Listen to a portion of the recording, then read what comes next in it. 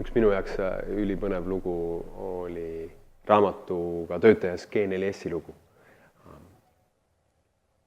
G4S-i kaadrivoolavus oli 2013 aastal 42%. Ja kaadrivoolavus on tohutu kulu.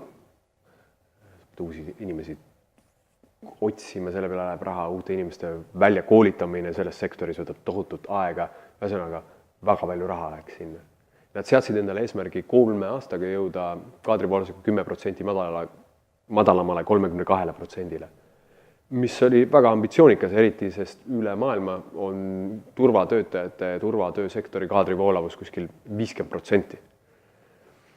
Ja sellel on põhjuseid erinevaid, sest Eestis on pigem selle põhjuseks see, et nii nagu teenindustööd, nii ka turvatööd eriti ei väärtustata. Seega, mis G4S-i personali osakond võttis väga selge eesmärgi, kuidas me saame selle töö teha väärtuslikuks, kuidas me saame inimestest tekitada tunde, et nende tööl on mõte, kuidas me saame tekitada huvi seda tööd tehes nende vahenditega, mis meil on.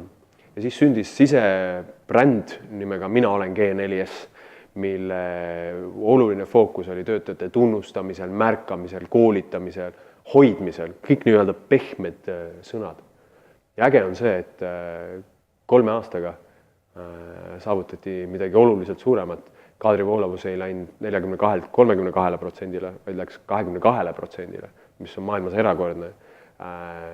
Töötajate tõenäosus soovitada tööandjat oma tutvusringkonnas kasvas ligi 20% ja samal perioodil kasvas ka soovitusindeks 17%. Ehk kui sa tegeled pehmete asjadega nagu hoidmine ja inimlikkus, siis meil on endal kodumaad küll ja küll lugusi, millest ma kirjutan ka siin raamatus, mis tõestavad, et sellel on mõõdetavad tugevad tulemused.